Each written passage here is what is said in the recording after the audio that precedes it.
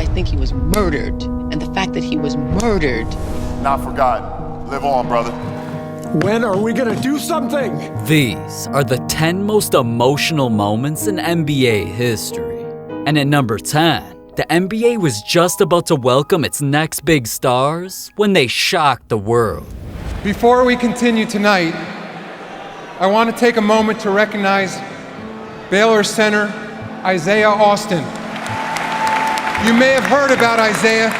He is one of the nation's best collegiate players and was expected to be picked tonight before the discovery just a few days ago that he had a genetic disorder called Marfan syndrome and is no longer able to play competitive basketball.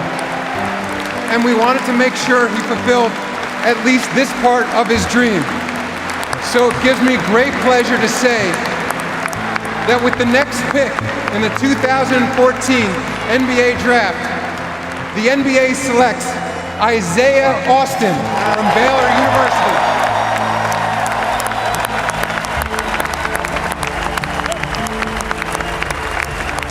He just whispered in my ear that, I'll be a part of the NBA family forever. My whole life I'd worked so hard for this moment. Man, the commissioner's a real one for that. But at number 9, a player had an entire stadium fearing for his life. This is the guy that's probably hit the biggest shot in Cavs history. They're going up. Oh my goodness. Hayward came down so hard. Okay, Hayward broke his leg. Hayward has broken his leg. Hayward has broken his leg.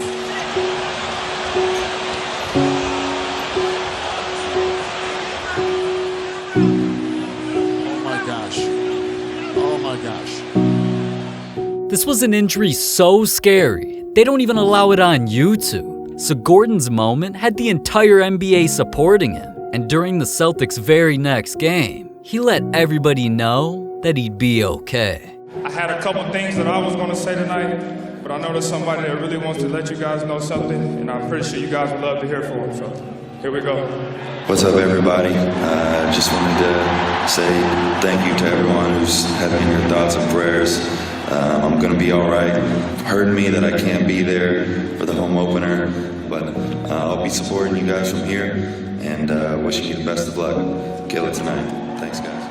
Man, you gotta respect Gordon for even wanting to step back on a court. But at number 8, sometimes emotional moments can get you turned into one of the biggest memes in social media history. Who else but Kevin Durant? I'm sure we've all seen pictures of him like these. And they came during the 2013 season, when KD was on a mission to become the best player in the NBA. And after dominating the entire league, he was crowned MVP. Until he got the award and decided he wasn't even the one who deserved it. I don't know about you guys, but I tend to look back to what brought me here. You wake me up in the middle of the night in the summer times, making me run up a hill, making me do push-ups, screaming at me from the sideline of my games at 8 or 9 years old. You made us believe. You kept us off the street, put clothes on our backs, food on the table. When you didn't eat, you made sure we ate. You went to sleep hungry. You sacrificed for us. You the real MVP.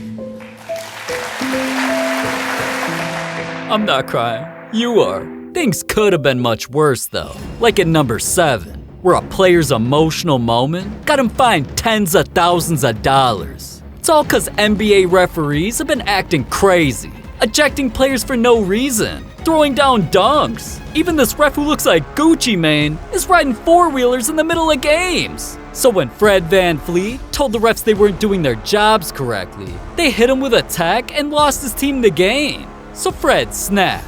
Ben Taylor was terrible tonight. A couple of out of the 3, there's 1 or 2 that just the game up.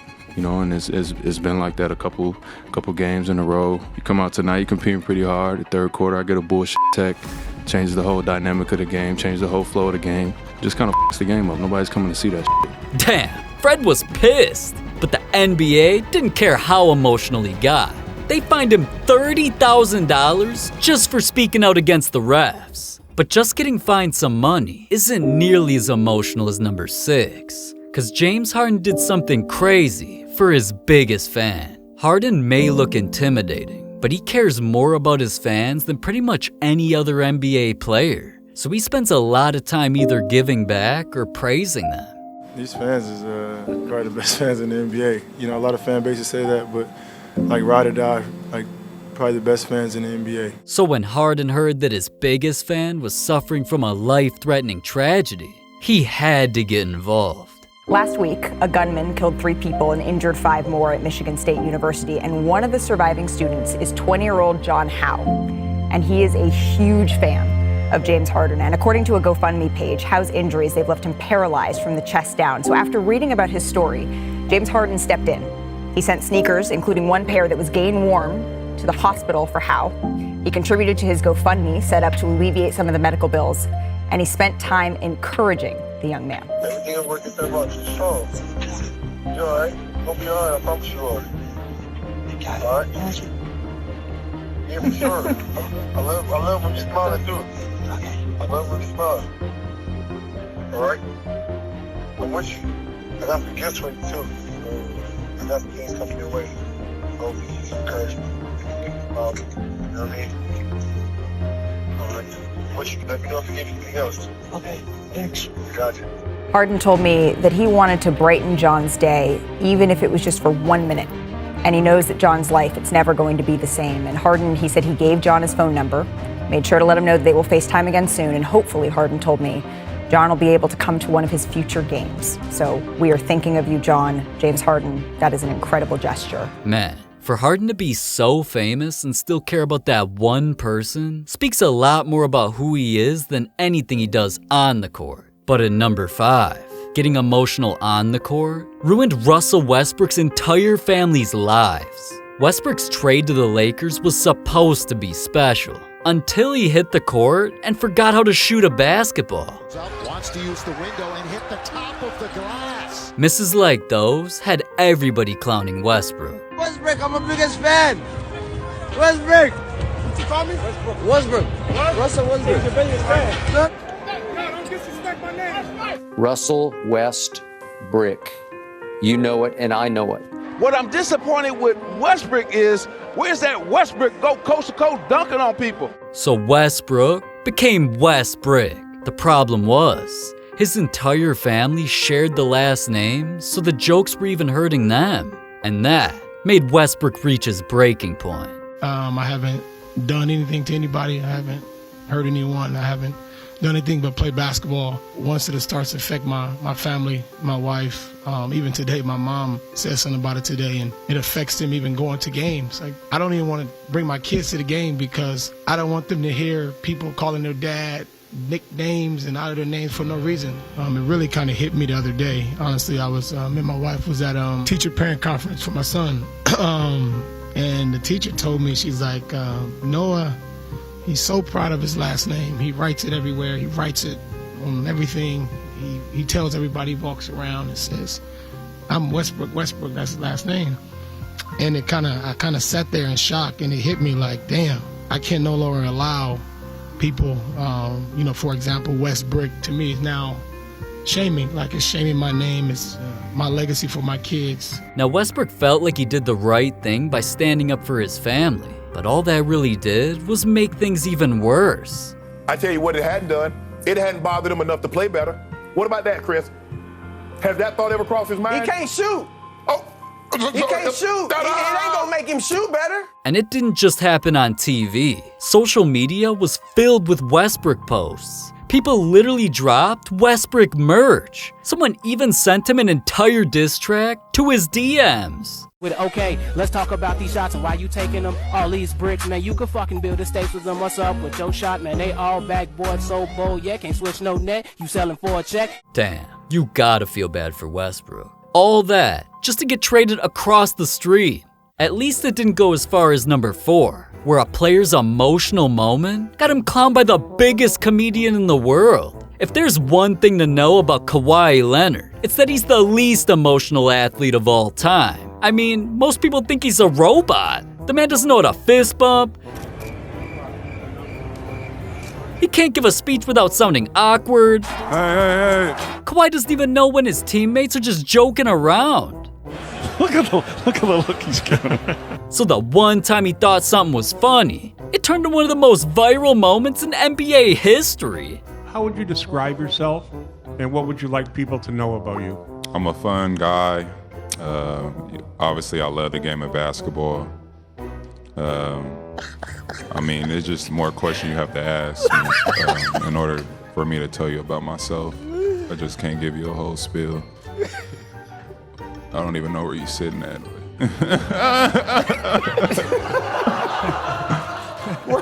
Kevin, what? What is that?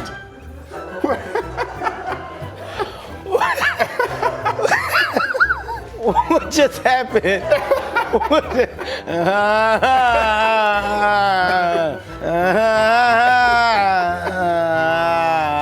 If someone is sitting in the front of one of your shows and laughs like that, what would you I'm gonna punch him in the face.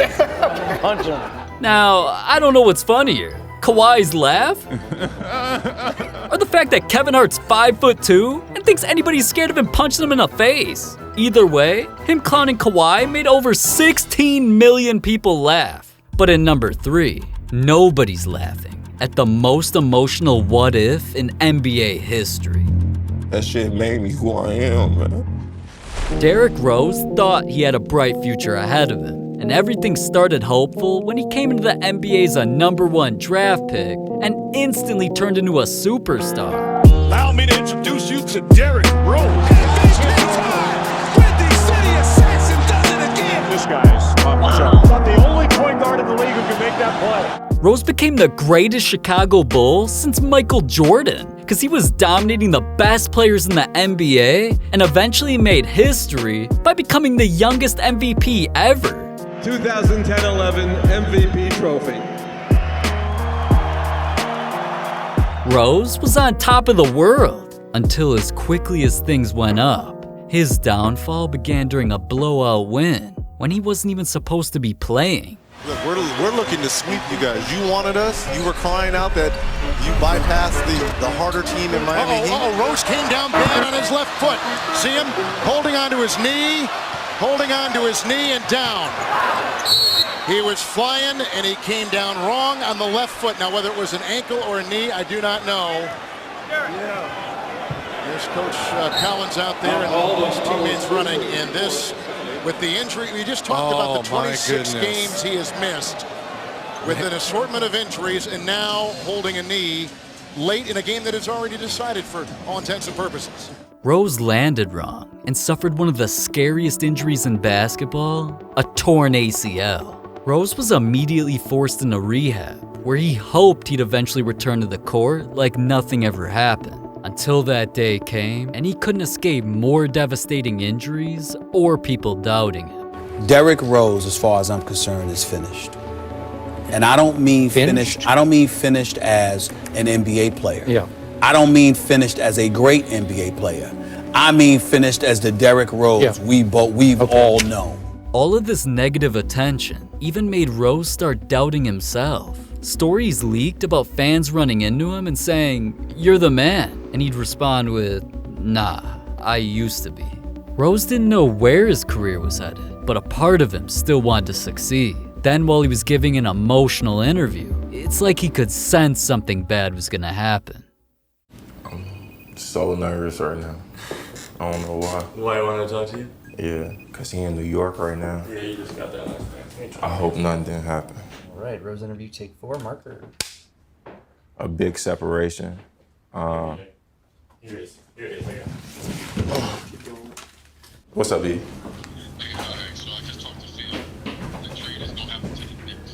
You lying.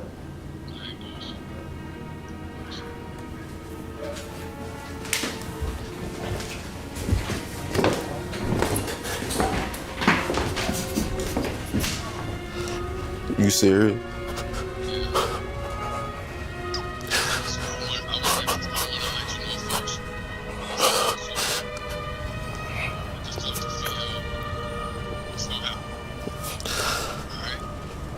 Yeah. Just in all. All right.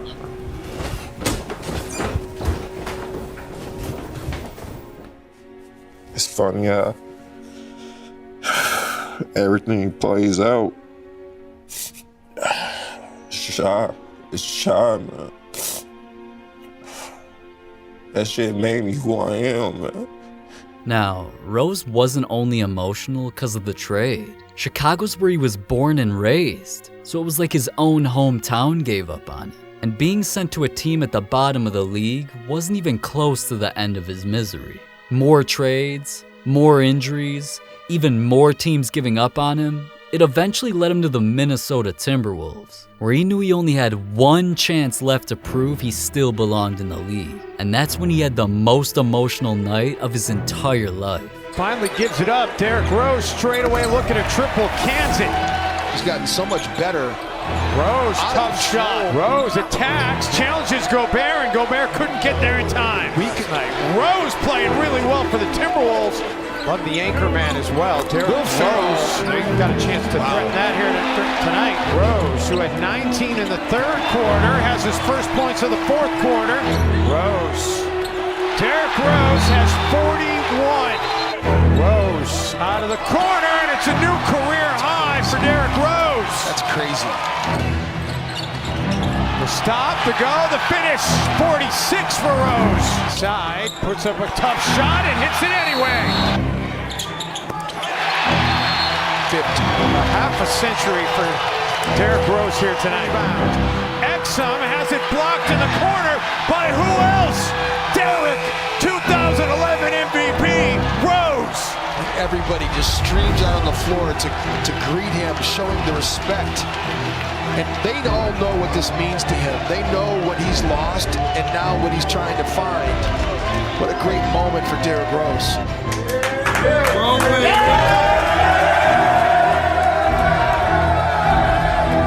Nick, how impressive was D. Rose last night? This was shocking. That night was meant to be. It was meant to happen. Even when a superhero is knocked down, he's still a superhero at the end of the day. And Derrick Rose showed why he's still a superhero. For Rose to have the best game of his career after everything he'd been through was bigger than basketball. It gave the entire world hope. But just overcoming injuries is one thing. At number 2, Michael Jordan had an emotional moment because the closest person in his life was murdered. 2 18-year-olds accused of murdering the father of basketball star Michael Jordan appeared in court. The murder of MJ's father was unexpected, and something not even the greatest basketball player ever knew how to deal with. But for MJ to just sit there and be sad wasn't an option. I mean, I know he had to pass, but I think he was murdered. And the fact that he was murdered is a searing kind of pain. I mean, have you dealt with that? Have you accepted the fact he was murdered? No, because I'm a very optimistic person to a sense that I don't look at the real bad part of it. I look at no matter what happened to my father, he's not here. Yeah. So he's passed to me. I want to look at it in a good sense. In fact, he decided to use his father's murder as motivation. MJ's Bulls were up 3-2 in the NBA Finals with a chance to win a championship. And Game 6 landed on none other than Father's Day. So there was no way Jordan could let his dad down.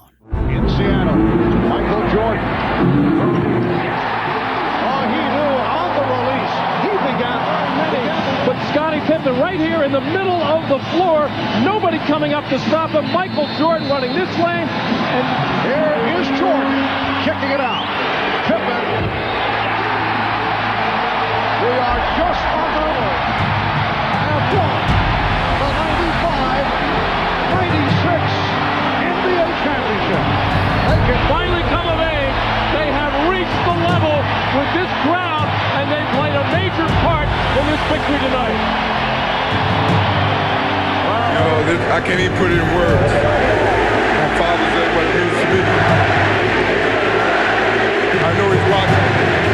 To my wife, to my kids, to my mother, my brothers and sisters. This is my daddy. Damn, now that's why MJ's the GOAT. But at number 1, the most emotional moment in NBA history brought the entire world together. It all started when LeBron was about to pass up Kobe on the NBA's all-time scoring list.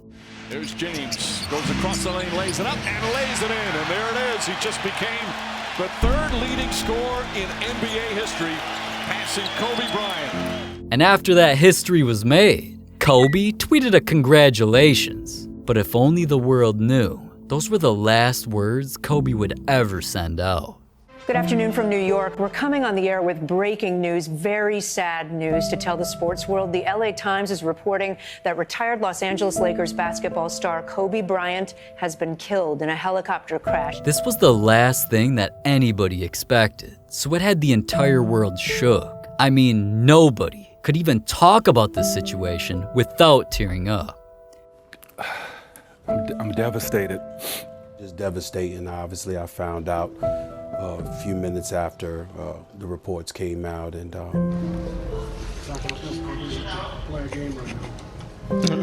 don't know. When Kobe Bryant died, a piece of me died.